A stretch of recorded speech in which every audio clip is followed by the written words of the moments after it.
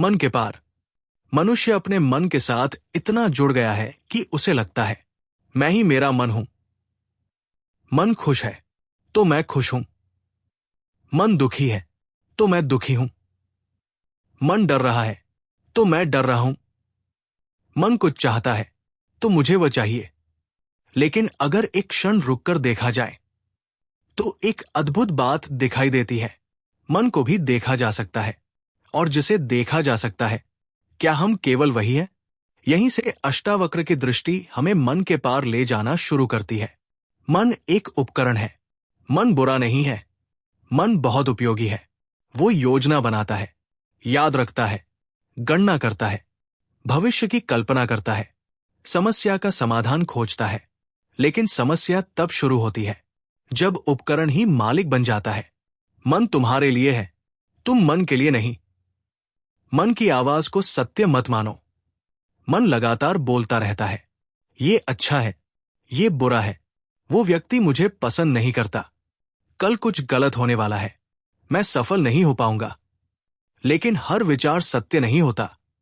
मन की एक आदत है संभावना को वास्तविकता बना देना।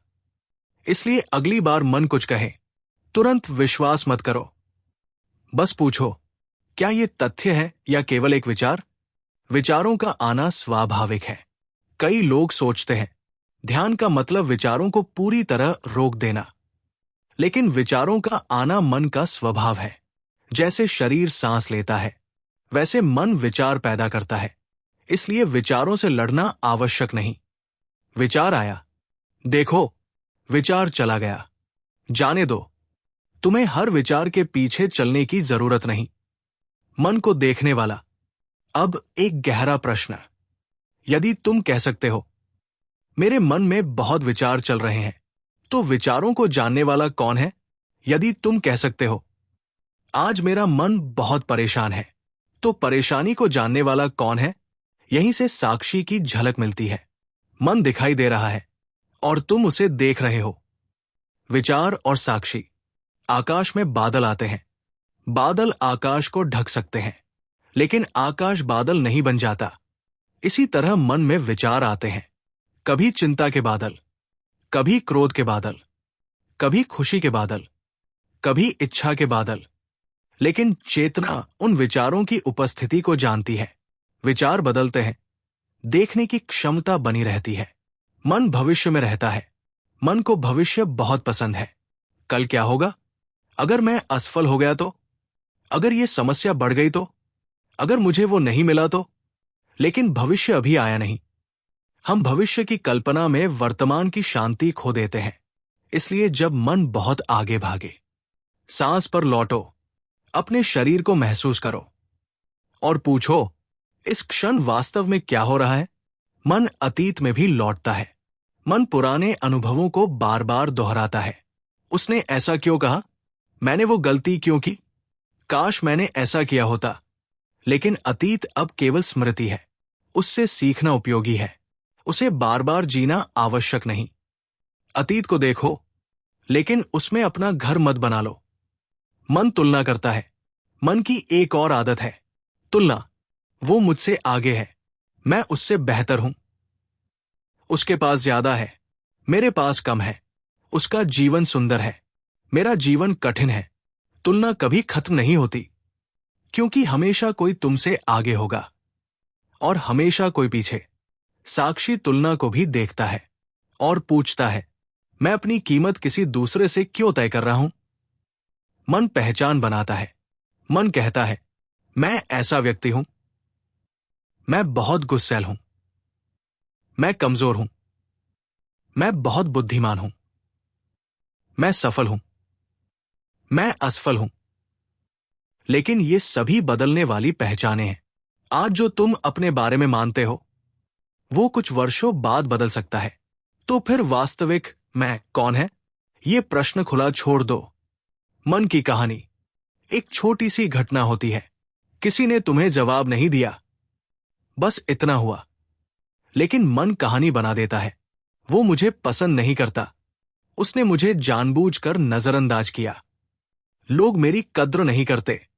और फिर हम कहानी से दुखी होते हैं। घटना छोटी थी, कहानी बड़ी हो गई।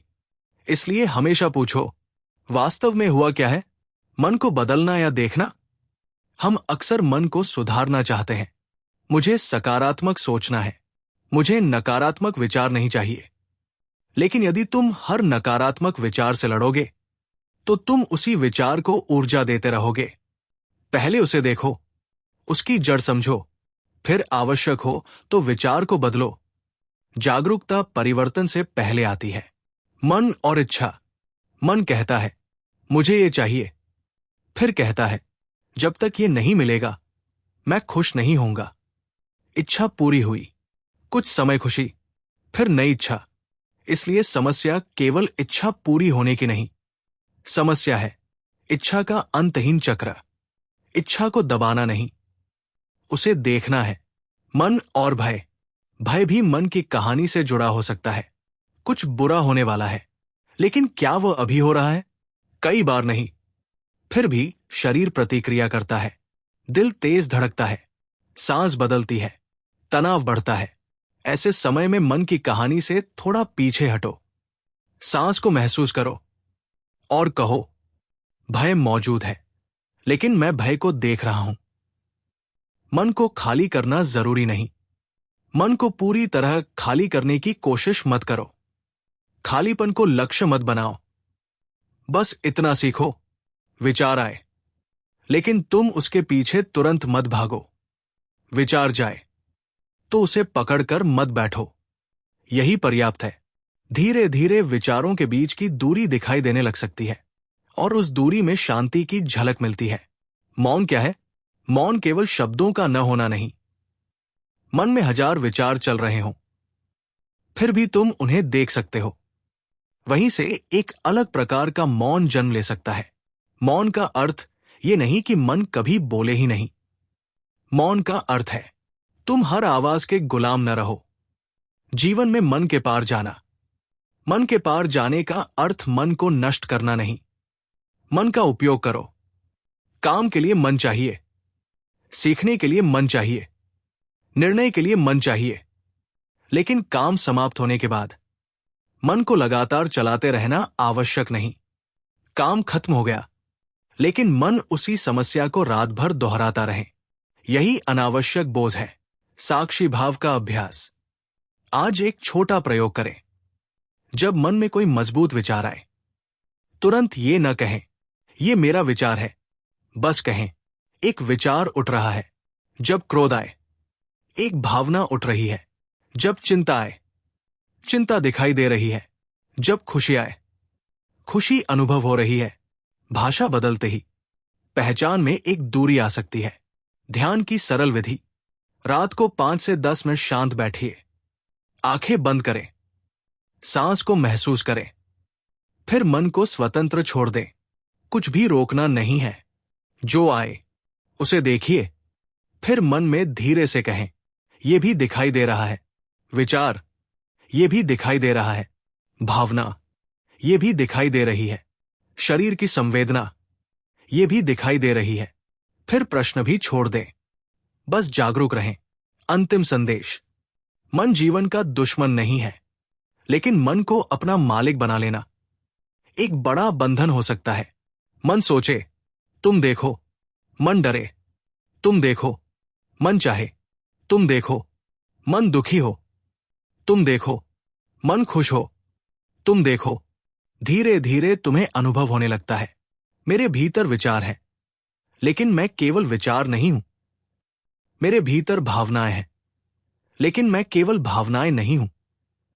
मेरे भीतर मन है, लेकिन मैं केवल मन नहीं हूं। यही साक्षी की दिशा है। और जब साक्षी में विश्राम बढ़ता है, तो मन की आवाज कम नहीं भी हो, फिर भी उसकी सत्ता कम हो सकती है। एक पंक्ति में सार। मन को रोकना आवश्यक नहीं, मन को जागरूक होकर देखना सीखो। क्योंकि जब तुम विचारों के साक्षी बनते हो, तब मन की पकड़ धीरे धीरे ढीली होने लगती है।